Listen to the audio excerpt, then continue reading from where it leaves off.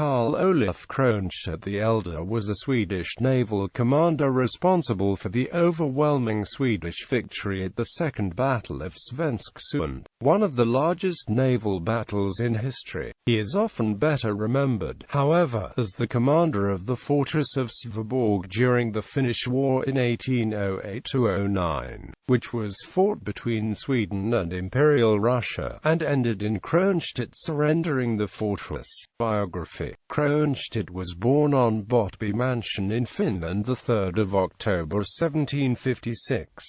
His parents were Johann Gabriel Cronstedt and Hedvig Juliana Jägerhorn af Spurila. He joined the army in 1765 and advanced to the rank of lieutenant in 1773.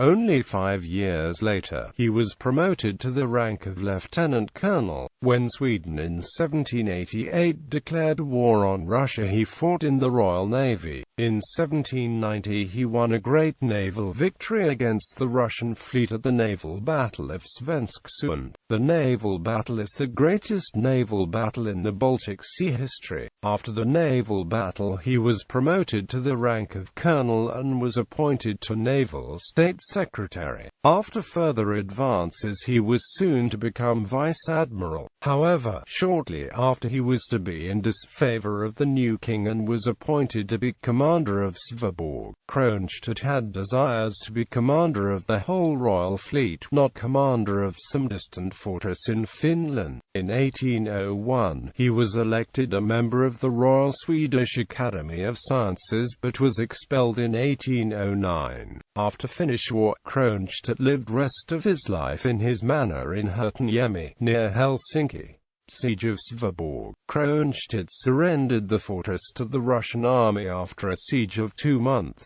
The fortress had internationally received the reputation of being the Gibraltar of the North, and was by some assumed to be impregnable. In the peace treaty next year, Sweden was forced to give up the territory of Finland. In order to find scapegoats for the loss of Finland, the surrendering of Sveaborg became a convenient vehicle, and as Cronstedt was the responsible officer, he was charged with the whole catastrophe. Today, however, many historians are re-evaluating the action of Cronstedt. His decision to surrender the fortress was a great humanitarian act, in order to prevent the children and women within being killed by the Russians. Furthermore, the war was doomed to a Swedish defeat already from the beginning. Sweden was not in the shape for war with no money or resources whatsoever. Cronstedt was the man to be blamed in order to save the dignity of King Gustav IV Adolf. Sveaborg in the Finnish War. War broke out the 21st of February 1808 on the initiative of the Russian Empire. The timing was unusual as wars were usually fought in summertime and the temperature at the time was -30 degrees Celsius. Because of the cold winter, the poor condition of the Swedish army and the plan to retreat to the north, the Russian army faced poor resistance in Finland. So, the Finnish territory was overrun and half of the kingdom was conquered in a few months. The Swedish main force retreated towards Sweden, leaving Sveaborg and Sveatham to defend themselves. The idea was that the fortresses would hold out and that reinforcements would arrive in the next summer. The fortress Sveatham surrendered already on the 18th of March.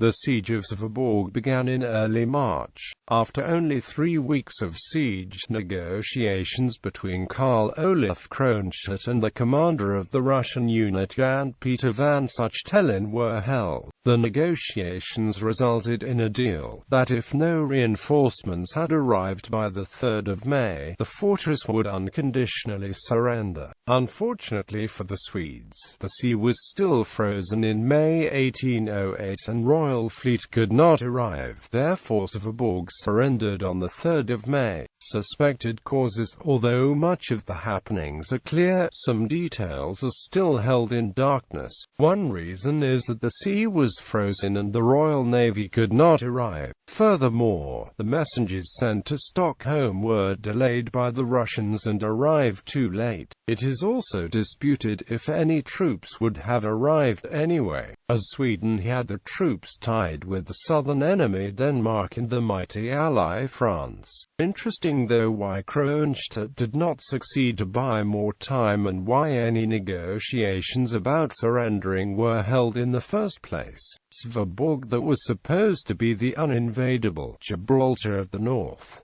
These questions are more complicated to answer. Reasons. Sveaborg is a bastion fortress, built on principles supplied in Europe. This architectural type was considered as the world's most modern in those days. However, bastion fortresses were normally built in Central Europe, where the land is flat. As the Finnish archipelago isn't flat at all, Sveaborg didn't fit the location very well, as the architecture of a bastion fortress is relying on a symmetrical defense. Sveaborg had lots of weaknesses. The Gibraltar of the North was therefore not a very justified name. Although the Russian army was at first much smaller than the forces at Sveaborg, more reinforcements arrived all the time. By the time of the negotiations, the Russian army was larger than the defending force. The fortress had earlier received very poor funding. Since its completion in 1791, Sveaborg received no extra financial support from the government. The military equipment was in an unsatisfactory condition. Most of the supplies were of bad quality, and the fortress was lacking most supplies. The cannons, too, were old and partially obsolete.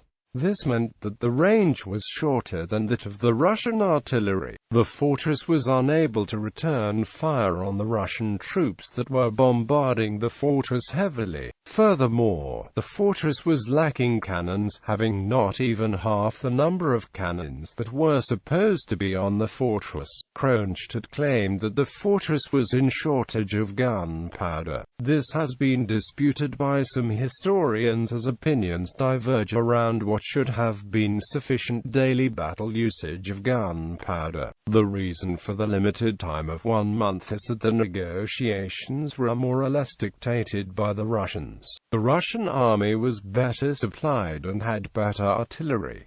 The Russian army gave Sveaborg only 1 month to get reinforcements. Sveaborg was facing perhaps the world's most mighty army. Even if the fortress had been well built and well supplied, it is arguable if it could have withstood the war. Unconfirmed theories. There are theories about the surrendering of Sveaborg that have never been confirmed or proven. Still, they continue to have support both amongst professionals and laymen. Despite the fact that the large picture is known, we should still consider the possibility of the following theories. The war came surprisingly, and the civilians at Sveaborg were not evacuated in time. They were mostly families of the officers, 2,000 civilians. It is possible that the commander, Cronstedt, wanted to save the lives of the women and children at Sveaborg. In those days, fortress invasions were very bloody stories and no one was usually spared. Cronstedt was even believed to have been bribed by the Russians. Despite recent research, this is still a popular theory today. During the Finnish War, 2 fortresses were located in South Finland, Sveaborg and Sveatham. The commander of Sveatham, C.M. Gripenberg, surrendered the fortress quite immediately to the Russian army. Shortly after, he was employed by the Russian army. This was seen by many as bribery, as he was given a good position in the Russian army. Therefore, Cronstedt was also a target for suspicions of bribery. However, the suspicions of Cronstedt's bribery have never been confirmed. It is true that he as well was given a pension by the Russian emperor, but the amount of money was normal and not in much. There were no reports afterwards of any great wealth of Cronstedt. Further, Cronstedt continued after the war to carry his Swedish medals and wanted to defend his actions in front of a Swedish court himself, but was then finally advised to stay in Finland. It is believed that the Russian army was using war psychology skillfully. Many of the officers' families were living in Helsinki, and the Russian army was using their letter correspondence cunningly to convince the officers at Sveaborg that the Russian army was substantially larger than it was and that the whole kingdom of Sweden had been invaded. Many of the officers were suppressing Cronstedt to surrender. Afterwards, Cronstedt was criticized for not reckoning the enemy force properly. Cultural impact. A short story, Under Siege, by George R. Martin takes place during the siege of Sveaborg, as well as in a dire future. The legacy of Cronstedt. The surrender of Sveaborg is undoubtedly one of the most important events in the history of Finland. Therefore, Carl-Olof Cronstedt is naturally a central character of it. In Sweden, he was recognized as a traitor after the war, condemned to death in the court of Stockholm. He alone was made responsible for the loss of Finland, and therefore ending one era in Swedish history. During the earlier era of greatness, Sweden was in the 17th century recognized as a major power in Europe, and now Sweden had become a shadow of its former self.